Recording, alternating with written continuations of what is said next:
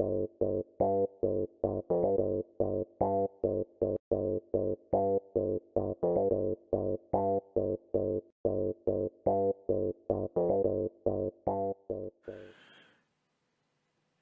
sujets du royaume de France, chers amis chevaliers, bienvenue sur la chaîne de l'aventurier catholique. Je ne déroge pas à la règle des youtubeurs moyens.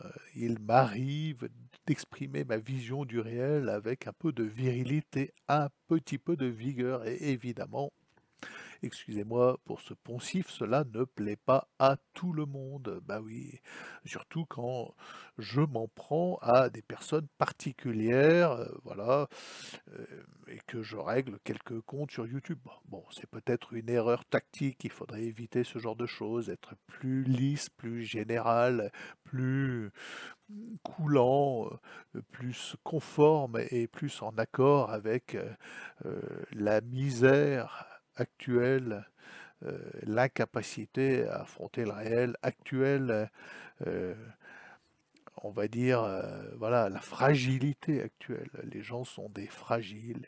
Et puis, il y a toujours le shérif de la bien-pensance. Vous savez, un peu comme sur les autoroutes, quand il y a des rétrécissements, qu'on passe de 3 voies à 2 voies, ou de 2 voies à 1 voie, il y a toujours un abruti qui se met entre les 2 voies, bien avant la fin du rétrécissement, pour empêcher les voitures d'aller jusqu'au bout et de s'imbriquer une à une. Voilà, il y a toujours un con.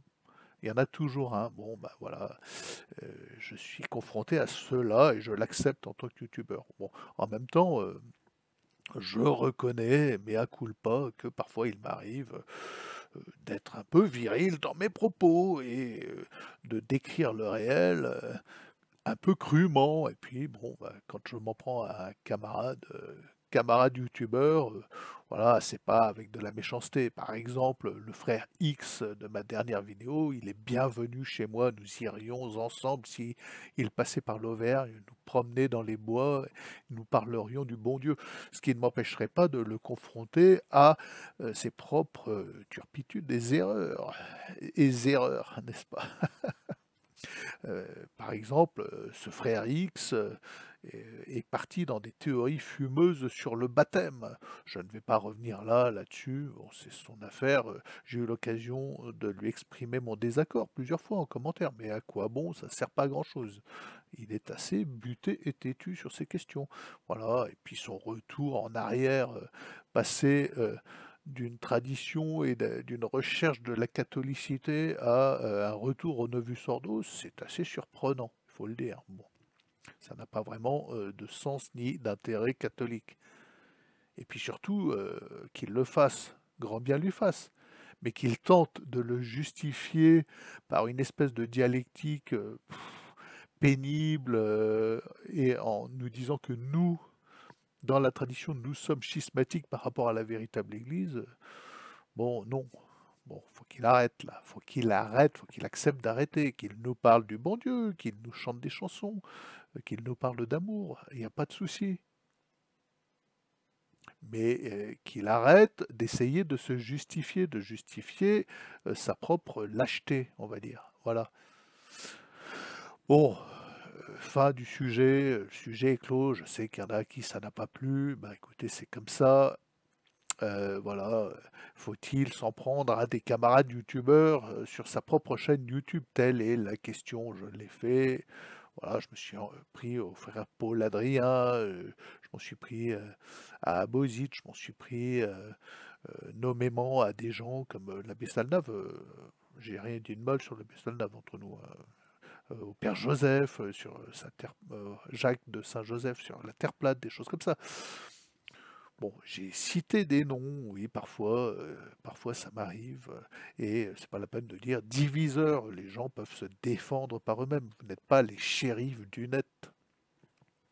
Voilà. Si vous n'êtes pas d'accord, dites que vous n'êtes pas d'accord, et dites pourquoi.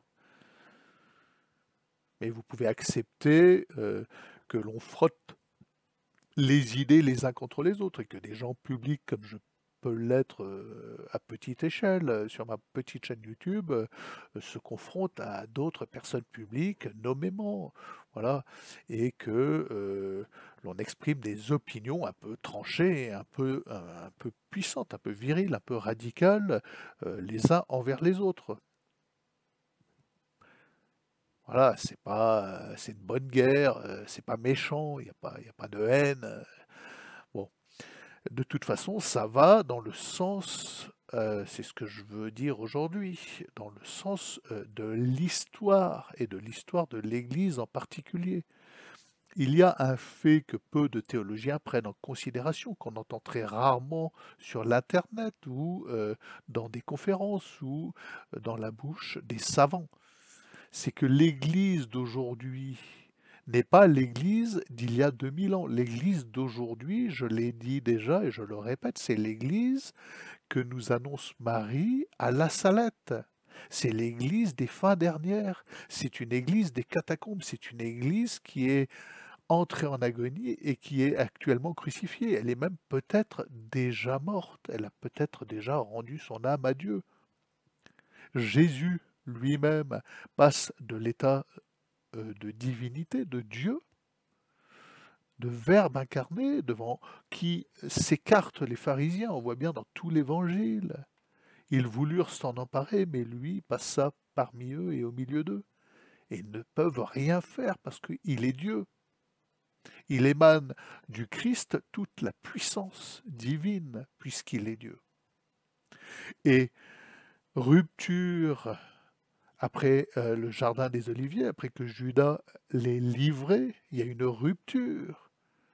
Jésus accepte de prendre sur lui toute la bassesse et la misère humaine. Il s'est fait plus bas que le plus bas de tous les hommes. Et à partir de ce moment-là, l'humanité entière lui crache au visage et le flagelle.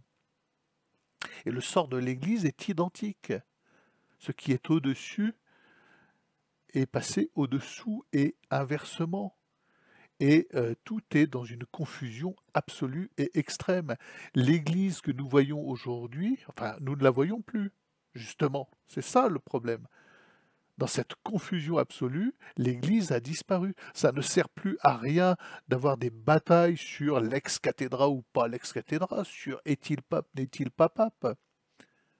L'Église aujourd'hui, c'est l'Église que nous annonce Marie à la Salette. C'est l'Église dans une confusion extrême. C'est l'Église qui accepte de prendre sur elle toute la misère du monde, et elle est peut-être déjà morte. C'est l'Église de la fin des temps. Je ne dis pas de la fin du monde, de la fin des temps. Nous approchons, nous sommes dans un temps extraordinaire, nous approchons de la parousie. C'est ça qu'il faut prendre en considération pour voir, pour comprendre, pour saisir la nature des événements qui bouleversent actuellement l'humanité entière.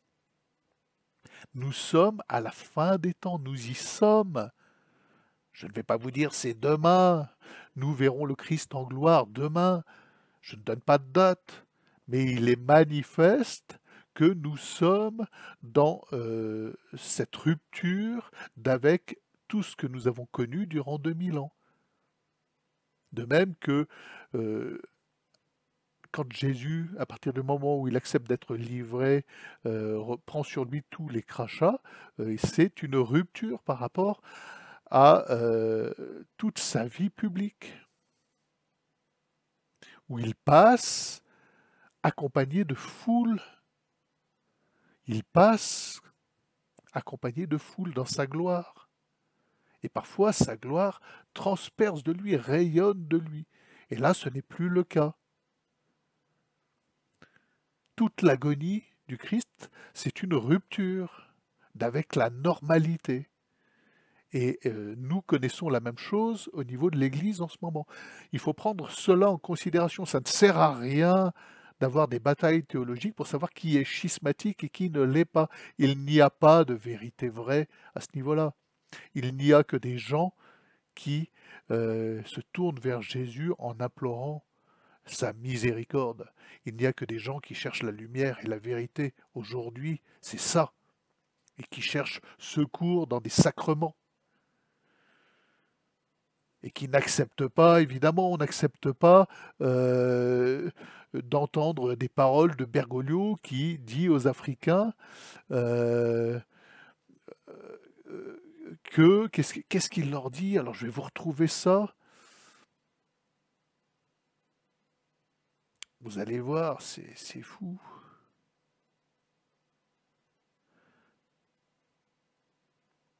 Alors est-ce que je vais retrouver ça?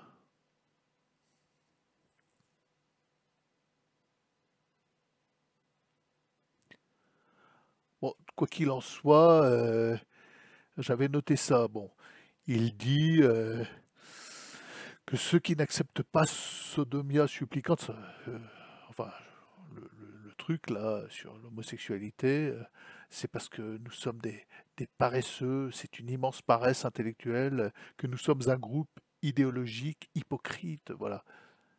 Il est dans la confusion et il sème la confusion extrême, mais c'est normal, ça, c'est dans la fin des temps. Tout est inversé et nous connaissons actuellement la révélation arrivait à son terme. Et l'Église d'aujourd'hui, c'est une Église dans la rupture totale. Voilà. Et il dit aux Africains,